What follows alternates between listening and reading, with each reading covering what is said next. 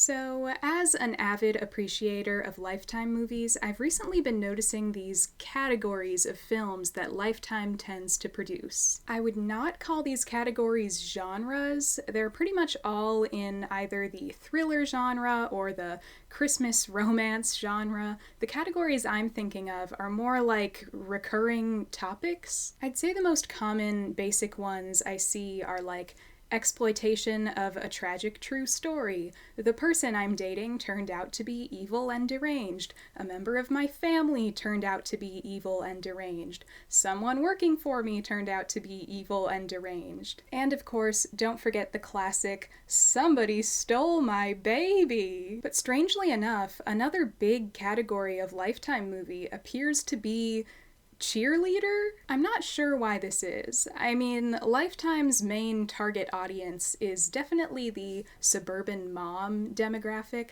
and I can see why movies that kind of prey on these common suburban mom type fears, like home invasion and kidnapping and evil real estate agents and stuff, appeal to that audience, but I'm not so sure about cheerleading. My best guess would be that maybe A, a lot of Lifetime moms have kids who are cheerleaders, and thus Lifetime can exploit their anxieties by telling them that their cheerleader daughter is going to be targeted by some kind of ruthless cheerleader serial killer. Or B, maybe a lot of Lifetime moms enjoy living vicariously through fictional cheerleaders. I know I do. But whatever the motivation behind making these movies, all I know is there are so many of them. Like, so many. So naturally, I took that as a challenge. To be clear, when I say I watched every Lifetime cheerleader movie, that's not strictly true. I realized early on in my watch through that some of these movies are near impossible to find, and honestly, I really didn't want to have to pay separately for any of them. That was kind of my boundary. So I pretty much watched every Lifetime cheerleader movie that was easily accessible, either on the Lifetime Movie Club, which I do subscribe to, or for free on YouTube, which a surprising amount of them are. In the end, I watched 20 films. Each one is approximately 90 minutes long, so it was only 30 hours of my life that I'll never get back. Anyways, for the purposes of that clickbaity YouTube video organization that we all love, I have divided these films into 4 categories of quality, I guess you could say. We have mind-numbingly boring/terrible, not the worst I've ever wasted my time on, fascinatingly flawed/better than expected, and finally, instant Lifetime classic. Within each category, I'm just listing the films in chronological order of release, so there's not any qualitative assessment in the internal organization of each section, just so you know. Throughout this video, I will also be playing a bit of a Lifetime cheerleader movie drinking game. You can play this game while watching this video, but you can also play it while watching a Lifetime cheerleader movie. The rules of my drinking game are to drink whenever alcohol appears on screen, whenever there's an extremely out-of-touch attempt at teenage lingo or culture, whenever they use the same songs that they use in almost all of these movies, you'll see what they are very soon, and finally, whenever the actress Vivica A. Fox says the title of the movie she's in. This one will make sense later. Feel free to play along at home with whatever alcoholic or non-alcoholic beverage you have on hand. I just thought that white wine was a very apt Lifetime mom sort of drink. So without further ado, let's basket toss our way into the first category. But before we get into it, hi, I'm Jane from the future, and I'm here to tell you that this video is sponsored by Atlas VPN. I was so excited when Atlas VPN reached out, partly because it's just such a YouTuber thing to be sponsored by a VPN, but also because as an international student and a YouTuber, I have a lot of practical uses for it. Atlas VPN is a virtual private network, which means it encrypts all of your internet traffic to protect your internet privacy. On top of that, it's got lightning fast speeds, it blocks ads and malware, you can use it on unlimited devices, and it can even find you deals on online shopping and subscriptions. They're currently running a huge discount. They're offering a 3-year subscription for just $1.99 a month with a 30-day money-back guarantee, so click the link in my description to get 82% off before the deal expires. I'm from the US, but I live in England, and that means that there are some websites, services, and media that I use at home that just aren't available here. Case in point, the Lifetime Movie Club. And recently I've really wanted to start watching that show Our Flag Means Death, but because it's only on HBO Max, it's not available in the UK yet.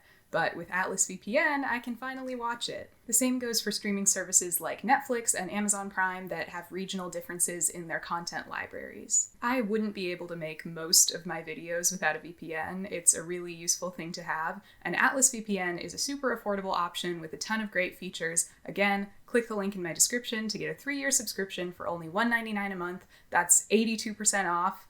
That's crazy. Thanks Atlas VPN for sponsoring this video. Mind-numbingly boring/terrible. Cheerleader Nightmare. Cheerleader Nightmare is about a girl named Sophie who finds out her boyfriend is cheating on her via drone. Soon, the cheerleader he was cheating on her with turns up dead, and the boyfriend is the prime suspect. A surprising amount of this movie's plot relies on a drone, which I thought was really funny. I have to wonder if the entire movie only happened because Lifetime, acquired a nice drone. Despite this movie having what looked like a decent budget for a Lifetime movie, it was quite boring. I hated watching it. The protagonist is not very likable, and I know that might seem like a high bar for a Lifetime movie, but I mean, most of these movies I could watch without hating the main character, and for some reason this was not one of them. In addition to just being kind of boring and not having a fun personality, one of the things that bothered me the most about Sophie, and I'm sorry if this sounds mean, was her eyeliner. I don't pretend to be very good at makeup, but this straight line coming out of the end of her eye, it's not even a tapered wing, nor does it go up onto the rest of her eyelid, it's just on the outside. It was so distracting. This movie's just very bland. The protagonist's nice boy best friend looks a little like Justin from 13 Reasons Why, so I guess I liked that. I did find the climax kind of funny because it all hinges on the boyfriend kind of holding Sophie hostage to her mother, and he's threatening to push her down the stairs. See, when I'm having a problem with a girl, I don't get possessive or jealous, no, I just throw her away.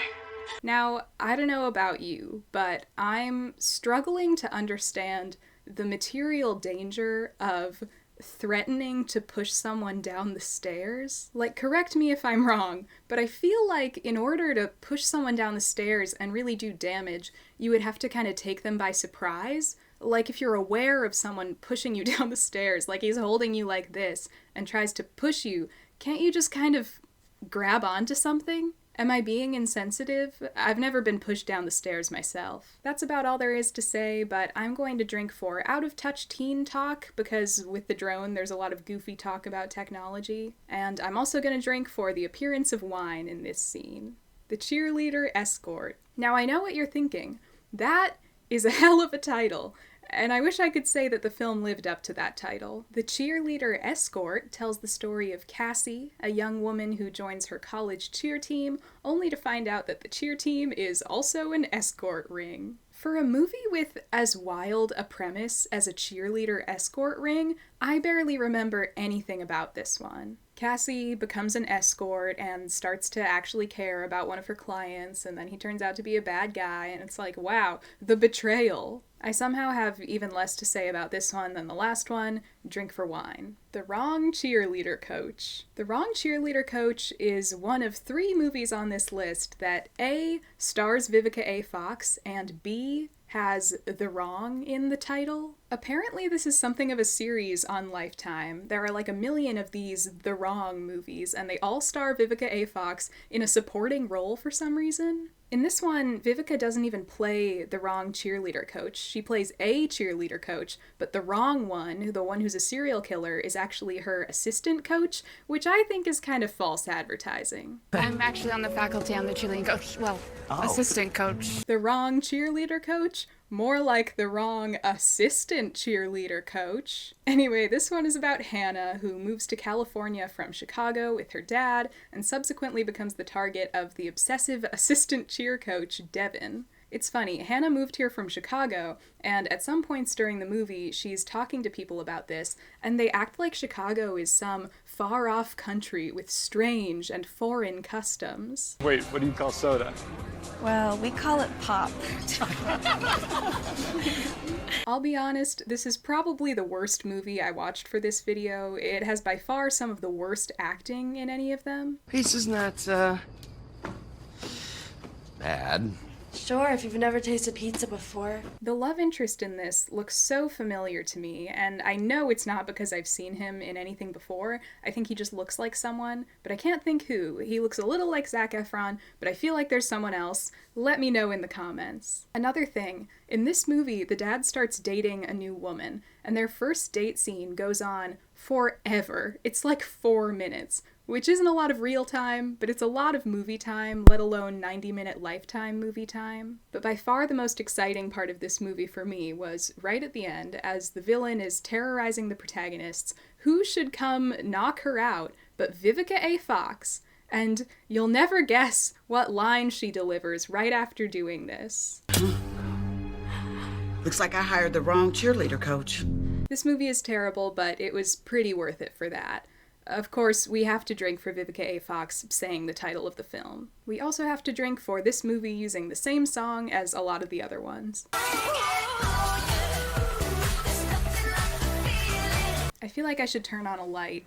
I know it's like dark Lifetime ambiance, but it's too dark. The Wrong Cheer Captain. Oh look, it's another one of these movies, with a deceptively similar title to the last one. In this film, Vivica plays the mother of our protagonist, Kate. Kate's bestie, Emma, is appointed cheer captain, but it soon becomes clear that the mysterious new student, Anna, will do anything to become cheer captain. See, this one is confusing because we have two characters named Emma and Anna, and they both kind of look the same, and right off the bat, it's pretty hard to tell them apart. First off, this movie opens with a song that appears in a ton of other movies on this list, so drink for that. This is that type of boring Lifetime movie that immediately tells you what's going on, doesn't leave anything to the audience, doesn't have any kind of twists or turns. We just know for the entire time that Anna is the killer. We also don't get much of an explanation for why Anna is evil. She just likes to kill people. It's actually pretty funny. After Emma becomes cheer captain, Anna goes to the coach and asks why it wasn't her. And let's just say she makes it abundantly clear that she's going to murder Emma to take her place as cheer captain. But you're saying if it wasn't for Emma, I would be cheer captain, right? But that is what you said. But what I said is if it weren't for Emma, we'd be having a different conversation, maybe. Thanks, coach. You're saying all I have to do to become cheer captain is get rid of the current cheer captain? Like, maybe by way of murder? Also, this is just a tiny moment, but one thing I thought was really funny was this one scene in which Kate and her mom have made it clear that they're eating Caesar salad for dinner. What's for dinner? Caesar salad with grilled shrimp. But then while they're eating, they just have this one giant Le Creuset pot sitting between them. Like, is that what they serve salad in? And what do you know, in one of the final scenes? Wow, one thing's for certain. She definitely picked the wrong cheer captain.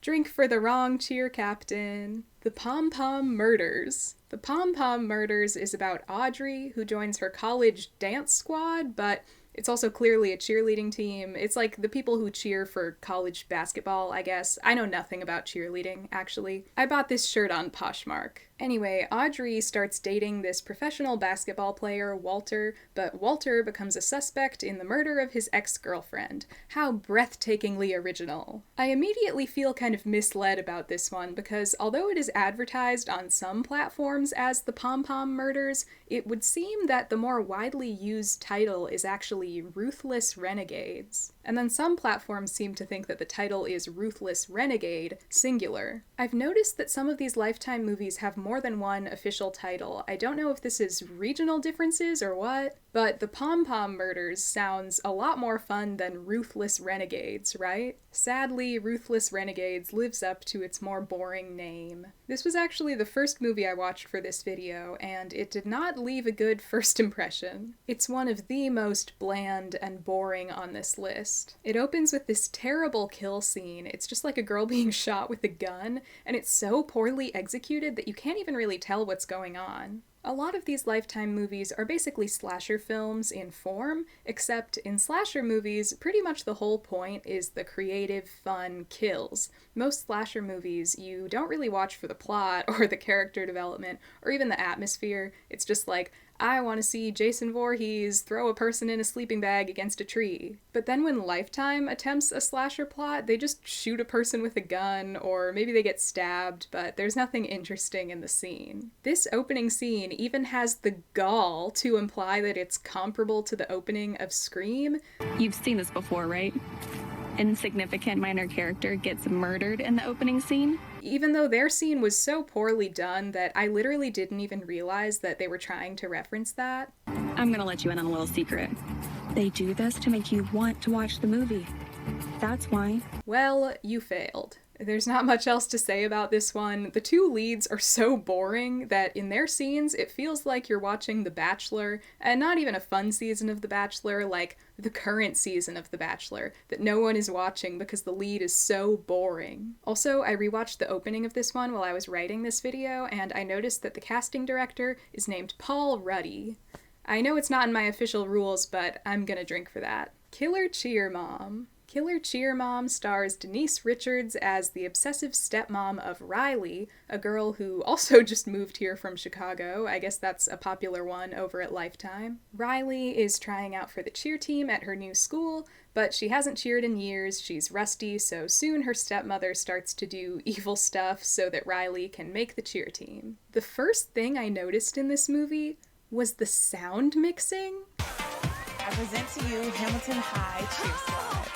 As you can see, everybody loves them. I was in middle school. I didn't make our high school squad freshman year. Speak up, sister. I can't hear ya over the pop vocals. This gets slightly better as the film goes on, but it's a pretty bad first impression. The lead actress in this movie is pretty bad, but honestly, she was bad in a way that actually was kind of selling me on her being a moody teenager, like very half-hearted delivery. I think it's an empowering sport that spreads motivation and inspiration. I do appreciate that this movie has a protagonist who's not immediately perfect at cheerleading and actually has to work at it, because most of these are about girls who just happen to already be awesome cheerleaders and don't need any growth, which is not the most interesting trait for a protagonist to have. I'm gonna have to drink for wine, and for the use of this song that they play in at least 60% of these movies. Also, I really enjoyed this line. Just because your crazy stepmom tried to kill me doesn't mean that we can't be friends. And look at that! We've made it through all of the mind-numbingly boring movies. Time to move on to not the worst I've ever wasted my time on. Death of a Cheerleader. This is by far the oldest movie on this list. I believe it's considered something of a Lifetime classic. Death of a Cheerleader tells the story of Angela, an awkward teen girl who ends up murdering popular cheerleader Stacy. This one is actually based on a true story. Back in 1984, Kirsten Costas, a popular cheerleader, was murdered by her classmate Bernadette Prodi. What I find interesting about this case, and what I think also presents a problem for the film, is that as far as the public information about this case goes, it's really hard to determine why it happened. It's hard to understand why Prodi would murder Costas. She maintained at the time that it was not premeditated, but some people think that it was, and there's not that much background information available publicly about what these girls' relationships to each other was. Now, a talented writer might take this as an opportunity to create an interesting speculative story about what happened, but unfortunately the good people at Steve White Productions took it as an opportunity to make a confusing film that can't really decide what it wants to say about its subject matter. The film's primary angle is that Angela murdered Stacy because she was an outcast and felt a lot of pressure and hurt and rejection from Stacy and her social group. But I still don't think they tie this through enough to make it a real motivation. It's still difficult to understand why, in the moment, she decides to do this. And then on top of that, they have the nerve to try and make the point that, like, the media circus and the theatricality of the trial is the real crime here. And so I find myself wondering what we have accomplished here. I hope it was justice, though I fear it may have been nothing more than entertainment. And like, yeah, I'm sure that was true as the real case was happening. Often these cases end up getting blown up and sensationalized, and that can cause real harm. But hey, wait a minute.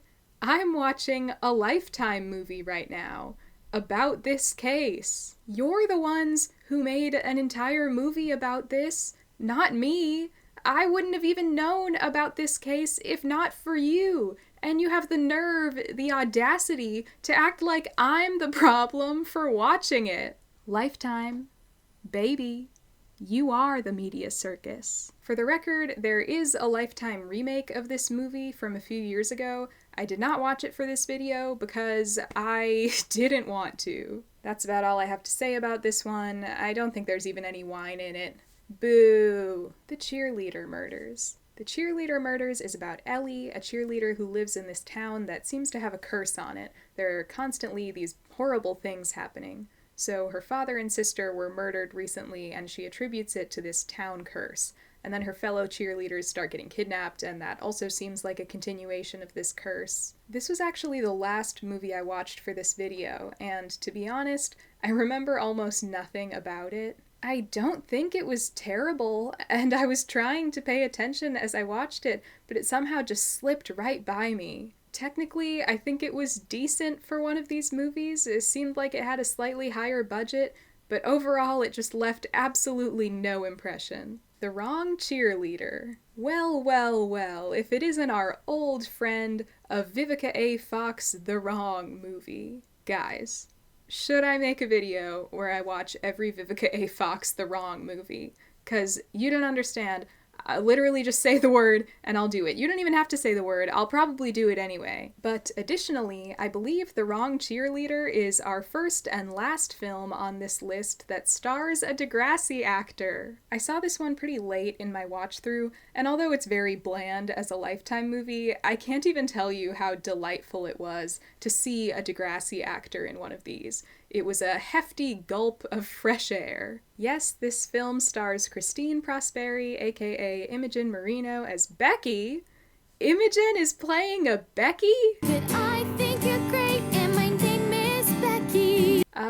Christine plays Becky, a slightly nerdy girl who joins the cheer squad, kind of to her mother's disapproval, and starts dating Rob, a 37-year-old looking teenager who soon proves to be a bad guy. I have to say, I kind of appreciated this plot because it is a pretty classic take on just an abusive boyfriend character. Like, in a way, it's kind of just like an extended episode of Degrassi. Just, you know, without the charm, writing quality, production value, or entertainment factor. Also on that note, there's a great Degrassi-style "you're just jealous" moment between Becky and her best friend. I think I understand him all too well. Well, I think you're just a bit jealous of me. She's just using you, Manny. No, you're just jealous. But although I can appreciate some of the story elements, the execution is pretty goofy. It's boring for the most part, but there are some funny moments. First of all, I love that the climax of this film is a pepper spray tag team. Second of all, I love that Rob had the presence of mind to close the car door behind him right after he's been pepper sprayed.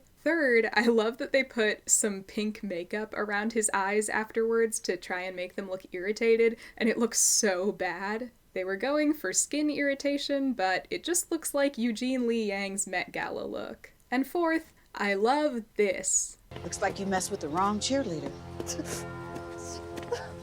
He did mess with the wrong cheerleader. You know what they say, a snappy one-liner is always made better by saying it twice. There are also a couple of different wine scenes in this movie, so you'll want to drink for that. And of course, they reuse the exact same music as before.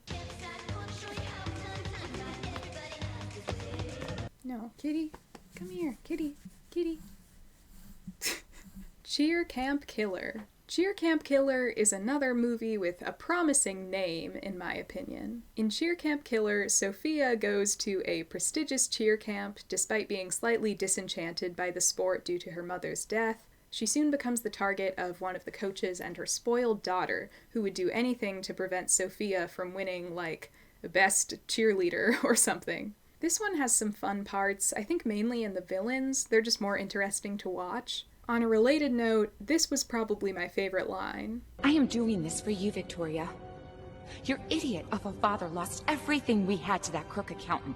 One thing that bothered me about this one was the sort of romantic subplot. Basically, Sophia is at cheer camp with her best friend, who we come to understand is in love with her. He's always been in love with her. And as Sophia starts to be manipulated by our villain, it's kind of a Mean Girls situation where Sophia's friends are like, you're acting different, she's changing you, making you a worse person or whatever. And one of the things they take issue with is the fact that she won't date the guy. They just all act like because he's been her friend for so long and cares about her so much that she just owes it to him to date him. I've wasted too many years waiting for you, and you'll just see me as some friend that you can just stand up. They even have the villain use the anti-nice guy argument, like they strawmanify the anti-nice guy thing. Typical nice guy facade. They pretend to be this great person, and then once you shoot them down, their true nature shows through. I just found this so annoying. She doesn't have to date this guy to earn decent treatment from him, let alone prove she's a good person. But as I've implied before on this channel, I don't really expect much from Lifetime in terms of feminist ideology. Anyways, other than some camp-y moments with the villains, the majority of this movie is boring, but let's drink for the reused song.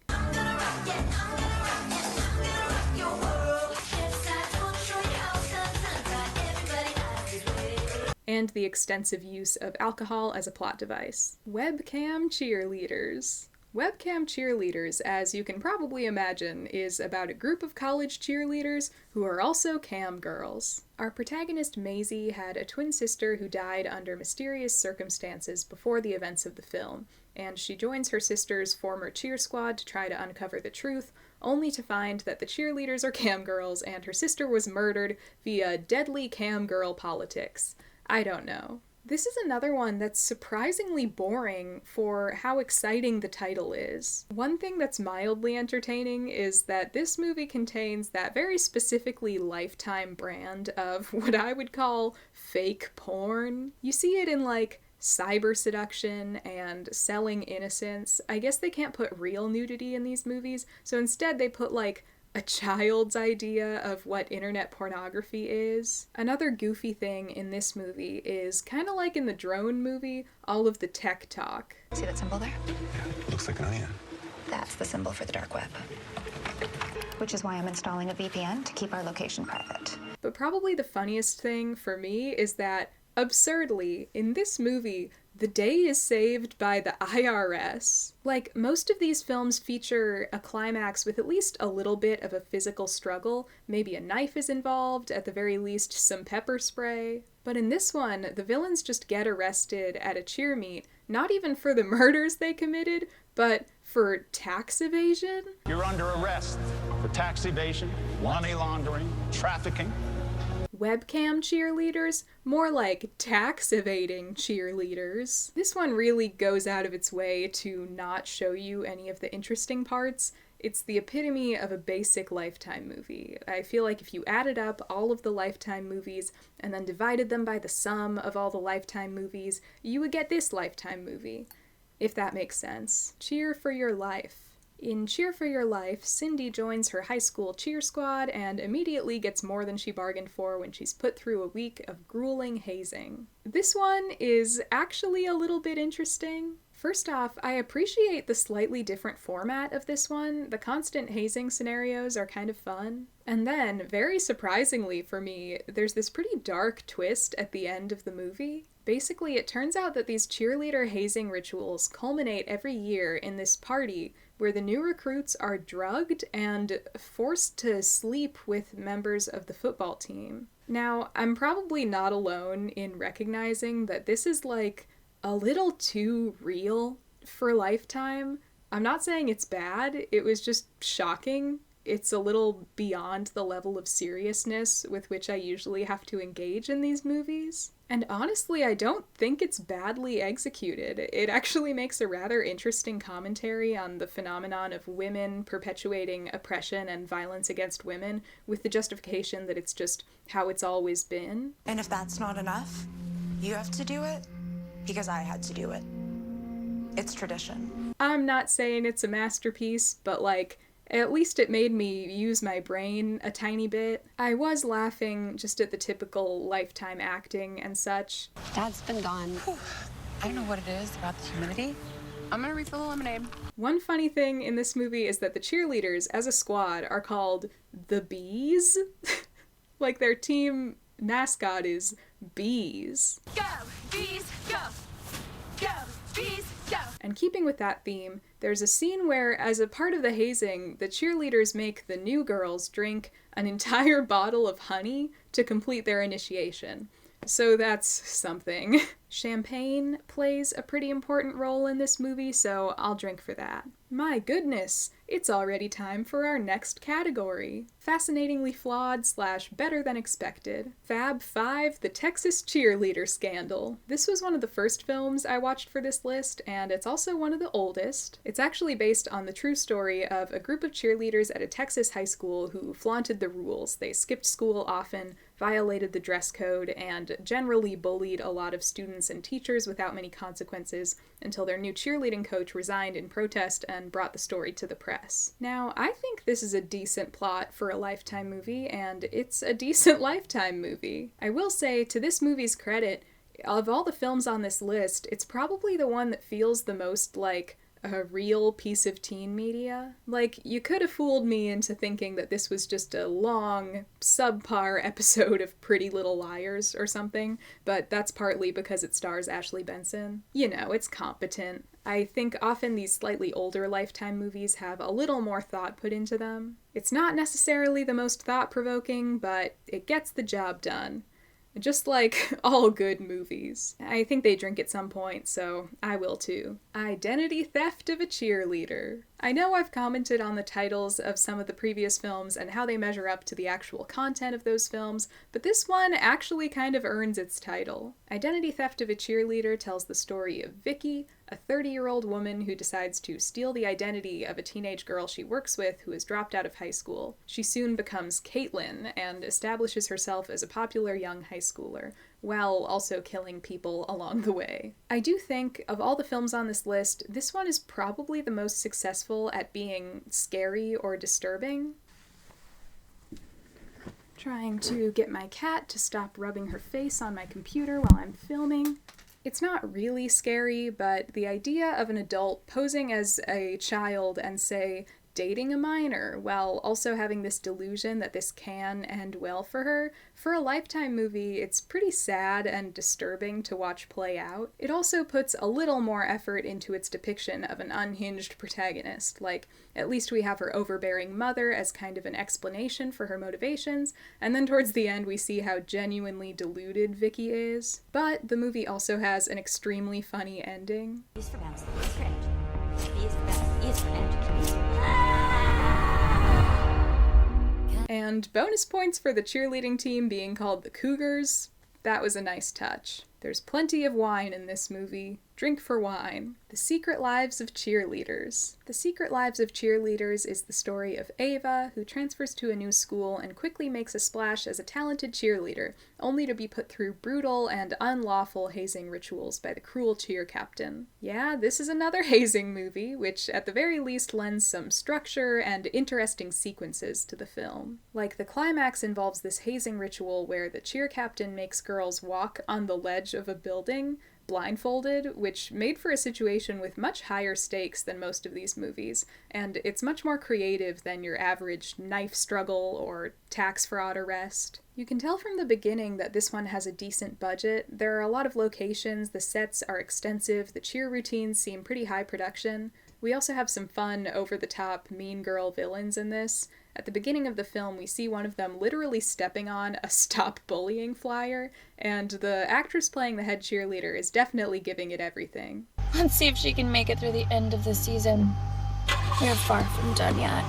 There's also this funny scene where Ava and the cheer captain are practicing their cheer routine, and they're kind of competing, and I tell ya, it really reminded me of that iconic dance cheer scene from Riverdale. Anyways, something that shocked me in this one was that, like, halfway through the movie, someone suddenly says the word shit. You do weird shit to try to get to the top. I have never heard people swear in Lifetime movies beyond maybe bitch, like swear words that you can say on broadcast TV, so this was exciting. Don't get me wrong, they definitely also use the word bitch. If you two leave, it's sayonara for you bitches.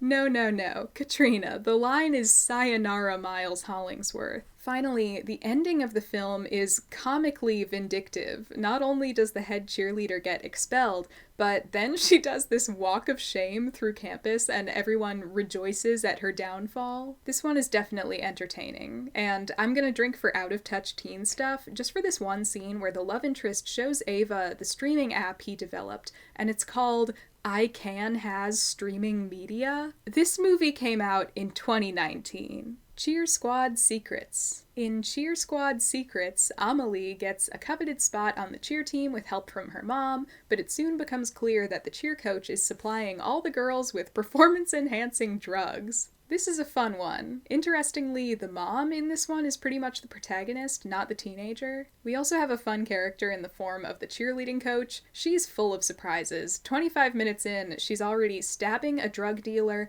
and cooking up her own steroid pills. This one is mildly entertaining. I actually applaud the relative originality of the plot. The steroid thing is pretty different than any other film on this list. Something that made me laugh and made me confused is that the mom character has this clothing brand that she's trying to get off the ground. And for most of the movie, she's really trying to make a deal with this potential funder named Marley Pickett. Which is an absolutely unreal name to just give to a random, unimportant side character. I'm Marley Pickett. Nice to meet you. Nice to meet you. I'm actually very confused about the role of Marley Pickett in this story because there are a few moments where it seems like he is not to be trusted. He randomly shows up outside the mom's house unannounced at night just to tell her that he wants to work with her. I just wanted to come by and tell you face to face that I want a fun son style. That is wonderful. And then in their business meeting, he tells her that he wants to take her brand in a completely new direction. And it just feels like the kind of thing where it would turn out to be some kind of con, something sinister, but then nothing ever comes of it. And it's like, why would you include this scene of the mom and Marley Pickett having this meeting about where to take the clothing brand in the movie Cheer Squad Secrets if it didn't have any impact on the plot? It feels like they're trying to make him a red herring, but I don't think he is because this movie isn't really a mystery. You know who the bad guy is the entire time. Did they just need to add a little to the runtime and some writer was like, hey, can I just throw in my OC, Marley Pickett? At least have him show up in the beginning and then save the day in the end. You know, Chekhov's Marley Pickett. There's also this element of the movie where we keep seeing these scenes of a girl and an older man, and we're not really told who they are, or maybe we're told that. All I know is I did not realize until the very end that these were flashbacks of the coach to her high school days. Nina, you know you're off the team. I can't be. The only reason I fell and got injured was because I was pregnant. Nina. With your baby. Hold it right there. We're gonna drink for wine and move on. Cheerleader Abduction. This is the first film on our list that features teen pregnancy, unless you count this, I guess. The only reason I fell and got injured was because I was pregnant. Nina. With your baby. Cheerleader Abduction, also known as A Secret to Keep, is about Olivia, a golden child and cheer squad captain who gets pregnant and decides to keep it a secret from her friends and family. Part of this is agreeing to give her baby up for secret adoption through this woman Pam, who of course is actually a malevolent underground baby trafficker. So Olivia's gubernatorial candidate mother has to save her. This is a decent Lifetime movie. It's one of those ones that has enough of a budget to make you feel like you're at least watching something that won't melt all of your brain matter into one hardened lump. I enjoyed Pam as a villain. I feel like often the villain is just a teenage girl or a hot mom or a 37-year-old teenage boy, so to see like a kindly older lady be the secretly evil baby thief was novel. But probably my favorite element of this film was Chekhov's curly fries. Allow me to explain. In the first half of the film, there is a scene where Olivia's parents are trying to cheer her up, and we have this great line from the dad. You know, if I can't cheer you up with the world's greatest curly fries, then I have failed as a parent. But instead of being cheered up by the world's greatest curly fries, she throws up from morning sickness, so a useful scene that very subtly introduces the curly fries. You wouldn't necessarily expect them to come back. But then, at the end of the film, when Olivia has been baby-napped and her mom is trying to find her, Olivia, in her dazed, drugged state, is able to tell her mom that she's in a motel near where they got the curly fries that day. Curly fries. Curly fries?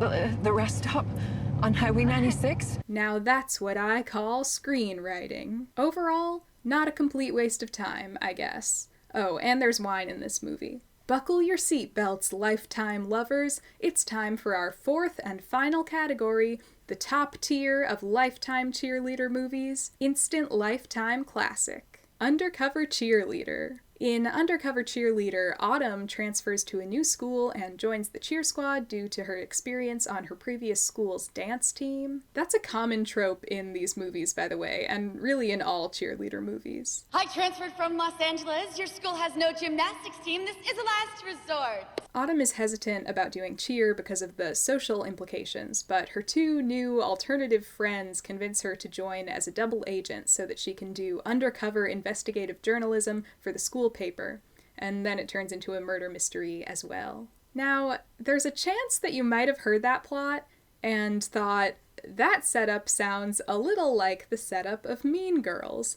And you would be right. You have a very Janice Ian-esque girl egging Autumn on to spy on the cheerleaders and report back. It's even eventually revealed that she used to be friends with our Regina George character, who in turn has a very Gretchen Wieners-esque lackey. Even the general tone of the dialogue and stuff was reminding me of Mean Girls. I'm just kidding, babe. Well, don't.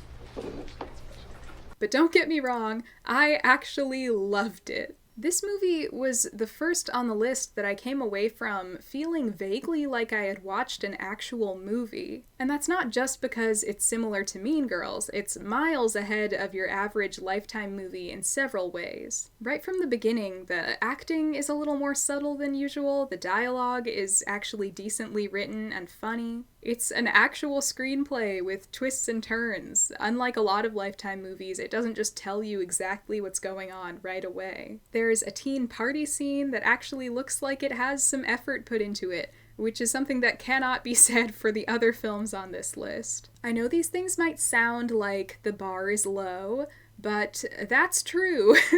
After watching like 19 terrible Lifetime movies, you start to really appreciate any glimpses at the basics of filmmaking. Yeah, I don't care if they borrowed a little bit from Mean Girls. At least it had influences, period.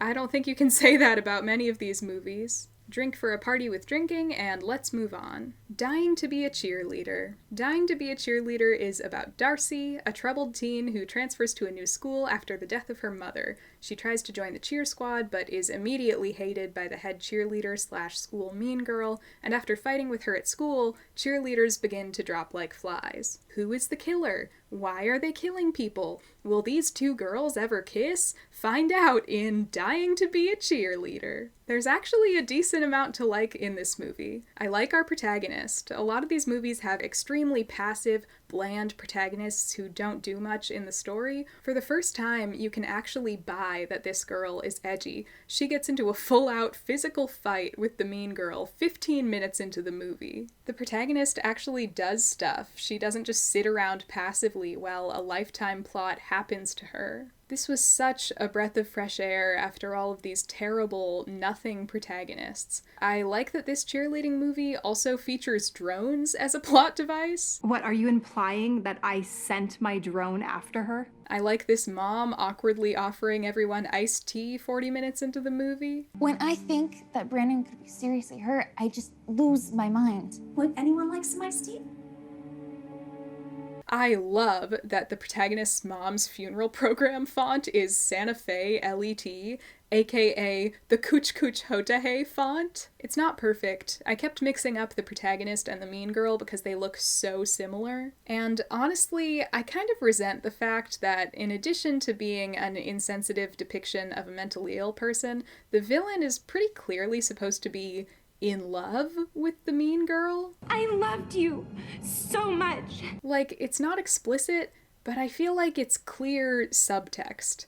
And that's unfortunate. Speaking of which, had I been writing this movie, I definitely would have made the relationship between Darcy and the mean girl Taylor an enemies to lovers romance.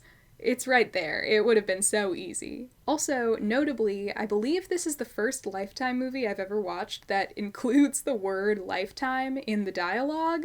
A lifetime together, just you and I! That's a hell yeah moment for sure. And despite no romance, I do like that this one ends with a new friendship being formed. God, my standards have gotten low. Also, a lot of these movies end with these very funny, emotional songs that I'm assuming come from a big folder on one of Lifetime's hard drives just labeled cheerleader music. Who is Killing the Cheerleaders? Who is Killing the Cheerleaders tells the story of Ellie Oliver, a woman who returns to her hometown to care for her sick mother 10 years after the brutal slayings of several girls on her high school cheerleading squad. She takes a job teaching at her old high school and decides to take over as cheer coach, but someone soon begins recreating the gruesome cheerleader crimes of a decade ago. Guys, Who is Killing the Cheerleaders is my new favorite movie. That's not true, but it did shock me in a good way. Similarly to Undercover Cheerleader, this movie has an actual screenplay. This thing has structure and a mystery and twists. First of all, I really enjoyed this premise of having a former student return to their old high school. It was a refreshing change from all of the teenage protagonists or mom protagonists. Not only is the protagonist a former student, but other people from her class now work at the school and live in the town, so we have this interesting cast made up of a former high school class and a current one. Another thing I loved, surprisingly, was some of the costume design. One element of the plot is that the high school's current cheer squad is barely surviving before Ellie steps in and revitalizes it, so the girls on the squad are all just there to have another extracurricular. None of them actually care about cheer, which I think is also a really fun aspect of the movie. And these girls on the cheer squad all have crazy personal styles. Their outfits are so over the top and cool. This was a really new thing to see, because before this, none of the other movies seemingly had any thought put into the costumes. But you look at these girls and you can tell that someone was really passionate about their clothes. Another wild element, I can't believe I'm about to say this, but this Lifetime cheerleader movie is an anti-incel narrative. There's a red herring in the form of Ellie's nerdy former classmate Lisbeth, who now works at the school, and it seems like she's committing the crimes because she hates cheerleaders and she's jealous of the popular girls. And what's great about this is that in a typical Lifetime movie, Lisbeth would be the villain, and maybe we would know that from the very beginning, and it would be this tired, kind of sexist story about a bitter woman who kills other women because she's jealous of them. But in this movie, it leads us to believe that that's where it's going, and then does something so much better. In the end, it is revealed that the new killer is Jonathan, the former nerdy classmate and now doctor that Ellie has been dating. Throughout the whole film, he's been dropping these occasional hints that he has weird views on things. There's this funny scene where he and Ellie are on a date, and he ends up explaining to her what a Chad is while describing one of their former classmates. A Chad? You know, big, beefy guy, gets lots of girls, not a whole lot going on upstairs. At first, I just thought this was a random, funny detail, but no, it was foreshadowing. We can see that he has this complex about the jocks getting all the girls and the girls not giving nice guys like him a chance. You prance around in your slutty little uniforms, waiting for someone to ask you out. And then when they finally do, you laugh at them. Him being the killer still comes as a surprise, and it's just such an incredible topic to see covered on Lifetime. I hate you. You and all the girls just like you. I feel like most people who watch Lifetime probably don't even know what incels are, let alone the makers of Lifetime movies knowing that. Whoever wrote this movie put their entire soul into it and elevated it far above the typical Lifetime standard. Actually, I shouldn't say whoever wrote it because I know who wrote it. I looked it up on IMDb, and you'll never believe what I found out. Queen Lauren Balson Carter, the writer of this movie, in addition to writing such gems as Tempted by Danger, Love is a Piece of Cake, and My Favorite Christmas Melody, also wrote Undercover Cheerleader. Everybody give it up for our girl, Lauren. Lauren, you killed it. You are a star. Lifetime needs more girl bosses like you. I'm gonna drink for wine. Have some more wine. Don't mind if I do. And I'm also gonna pour one out for Lauren. Well, 20 movies and like 3 months of my life later, here we are. What a journey this has been. It's always interesting to identify these recurring tropes and topics in Lifetime movies, and especially to try to understand why they might be popular. So many of these films prey on the fears of the suburban mom, and I find that fascinating. Watch out, mommies! Watch out, mommies. You may think you have the perfect daughter, but actually she's taking steroids so that she can excel at cheerleading. You may think you have the perfect daughter, but actually she's being stalked by her cheerleader coach. You may think you have the perfect daughter, but actually she's going out and getting chlamydia. Hey, guess what, guys? I have syphilis. In all seriousness, I know I make a lot of jokes about hating having to watch these movies and how these movies are turning my brain into liquid and whatever, but I actually genuinely love doing this. I love watching these movies. I really love finding these weird niches. I love becoming an expert in something that I know nobody else cares to become an expert in. Like this video, share this video, watch this video. Again, just start it over as soon as you finish. And subscribe to my channel. I need the AdSense. Your father lost everything we had to that crook accountant.